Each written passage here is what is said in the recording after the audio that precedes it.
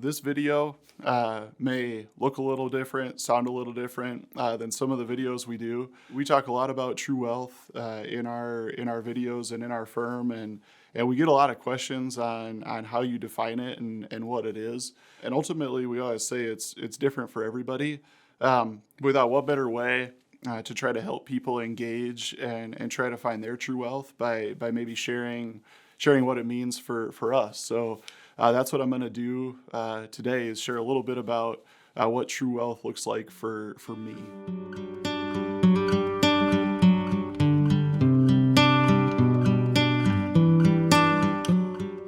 I guess if I had to boil true wealth down personally for me, the one word that I would use to define it for my life would be peace. Like the word peace for me is powerful. I live in a house with 5 kids, so the word peace for me is a powerful word. And Kevin does a great job defining true wealth as the four pillars. It's being financially confident, physically fit, spiritually nourished, and emotionally engaged. And for me, when those 4 pillars are all strong and intact, that I do feel peace, and I feel like I can hold the weight of the world on those 4 pillars. If even one of them gets a crack or a little chink, you feel like you could buckle at any moment. So for me, it's keeping those 4 pillars strong. It's hard for me to talk about my true wealth, I guess, without referencing my why. I think knowing your why is a key piece to understanding true wealth and knowing what true wealth is. And for me, my why is the 6 other people that you see in this picture with me here. It's my wife and my 5 kids. And ultimately, I define my true wealth and my why. They're the reason I get up every day is them. So when you break down those pillars, for me, you look at it not only in context of me as an individual, because I would say I have a call on my life to serve my wife and to serve my family, to serve my family and friends, the relationships I have here at Pinnacle, and to try to make a meaningful difference in their life. That would be a pursuit that I would have. My wife also has an individual call on her life. And then when the Lord brought us together in marriage, we have a call on our marriage, and one of the greatest responsibilities He's given us now is the 5 kids that are in that picture, and helping them define, what is the call on their life, what are their giftings, how do they live out a relationship with Jesus and unpack the call that He's placed on their life, and how do they live in that. So that can be a very challenging pursuit. If one of those 4 pillars is out of sync, and they are often in my life, but I want to unpack a little bit, I guess, the way I look at those. Number 1, living in a financially confident way. Financial confidence is, for us, an understanding of our enough as a family. So what does it take for us to live the life that we want to live? What is it going to take for us to save, to live the future life that we want to live and accomplish the goals that we have as a family? And, what is it going to take for us to give the way that we want to give as a family? And for us having an understanding of that enough, and knowing that we can accomplish those things, and knowing that we can live inside of that brings a lot of peace. That's where the peace comes from, is having an understanding of what that is, and the ability to accomplish those things within there. But then 2, that desire to give and to make a difference, knowing what that looks like, and understanding how we do that as a family. When do we do that? What does that look like?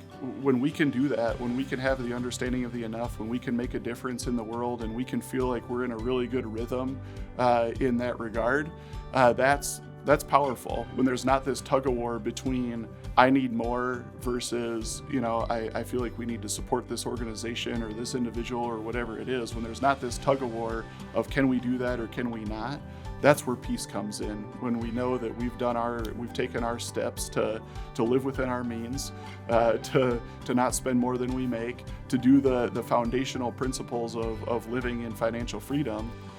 When we do that and we're doing that well, there's a lot of peace that comes and we're able to live financially confident lives. The next one, where we talk about being physically fit, I struggle with that one a little bit. I was an athlete, and so for a lot of years of my life, I had somebody that was telling me exactly what I had to do and why I had to do it. I understood that I had to work out, that I had to lift, that I had to run, and there was purpose behind it, because I wanted to be the best athlete that I possibly could.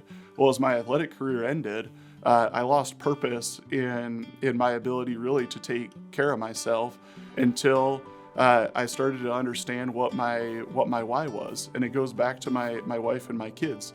Number one, I want to be here for them. I don't want to be one that maybe passes away early due to lifestyle choices that I've made. The other thing I start to notice is where I'll falter in taking care of myself, and maybe a lack of sleep, or I'm eating poorly, or I'm not working out the way that I should, a severe lack of energy where I get home from work and I'm completely spent, and I can't help my wife who's been taking care of the kids all day because I'm just exhausted, or I can't go outside and play with the kids because I'm too tired to. The only thing I want to do is just sit on the couch and be lazy, and that doesn't go real well at home. So for me, that's not peace. Peace comes where I've decided that it's important to take care of myself, and I actually have the energy to get home and to get on the ground and wrestle with the kids, or play out in the backyard, or take care of the things around the house that my wife has been doing all day. There's a lot of peace that comes in that in terms of our family. Spiritually nourished. That's another big one for me, in an area that I struggle. I would say, this one for me kind of became reality in college. God really got a hold of my life in college, and that's where my faith really became real to me. I had an opportunity to lead the FCA chapter up at SDSU, and it was an incredible deal. But all of a sudden, people are coming to you, and they want advice, they want guidance, and you feel like you're pouring out maybe what you don't have, and all of a sudden you feel empty. You feel like you don't have anything to pour out anymore. And what I discovered was that I wasn't doing anything to fill my cup back up. So I had sat here and was trying to pour out things that I didn't necessarily have to pour out. And I realized the importance of mentorship. I realized the importance of finding a rock solid church home. I realized the importance of having relationships in my life that were life-giving, not life-taking. And all these things filled my cup up to the point where I was then able to give out of my overflow, as opposed to trying to give out of an empty cup. So for me, maintaining spiritual nourishment is staying in the Word and filling myself up that way, surrounding myself with people who are life-giving and can speak life and speak truth into me. And then ultimately, too, taking that and now pouring that into my family. And I fail all the time. I don't do it as much as I should.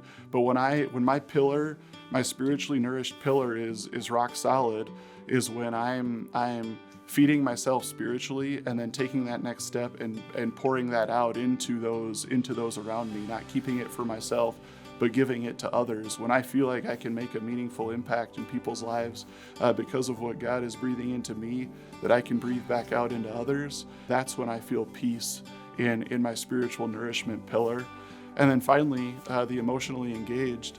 I hit times, and I hope I'm not the only one, where you just kind of hit this ho-hum feeling. It's just this, you lose passion a little bit, you lose a little fire, maybe. And I think as I process it, and as I've come to understand a little bit more about true wealth and freedom and what these things look like, where it comes honestly is where I get chinks in pillar 1, 2, and 3. That I think is where I shut down. I maybe disengage, and I'll say things like, I just have a lot on my mind. My wife will say, why? What's going on? Say, I just have a lot on my mind. Well, a lot of things I have on my mind are because I have chinks in pillars 1, 2, and 3. I haven't done what I need to do to find peace in those areas. So what it's done is it's caused me to disengage. It's caused me to make my mind swirl, and I can't emotionally engage, and I can't find passion in the things that I normally find passion in. I can't find excitement in the things that I normally find excitement in, because I can't mentally process it. And so for me to be able to mentally process and emotionally engage, I have to have peace within our finances as a family. I have to be at a point where I'm living a physically fit life and able to engage with the kids and help my wife and be active and be energized. And I have to be spiritually nourished. At that point, I feel like I can be emotionally engaged, and I can live a full and complete and honestly peaceful life. So for me, that's what it boils down to, is those four things. When they're rocking and rolling, like I said, it comes back to peace. I feel like I can approach every day with peace. There's not stress, there's not anxiety. It's just a sense of peace. It's a sense of joy. It's a sense of appreciation for everything that the Lord has given me. When I falter in those areas, or where I turn the tables a little bit and start to focus more on what I don't have and what I'd like to have, and what's wrong and what the problems are, as opposed to the solid things, the good things in life. So that's my true wealth. Peace in those areas. That's kind of what it looks like for me. Hopefully that helps you unpack a little bit, maybe what those things look like for you. A lot of it, doesn't have to do with finances. Obviously the financial pieces are woven into each of the pillars to some extent, but for me, it has more to do with, again, going back to my why, understanding my daily pursuit to serve my family the way I want to serve them, and trying to find peace in each of those four pillar areas.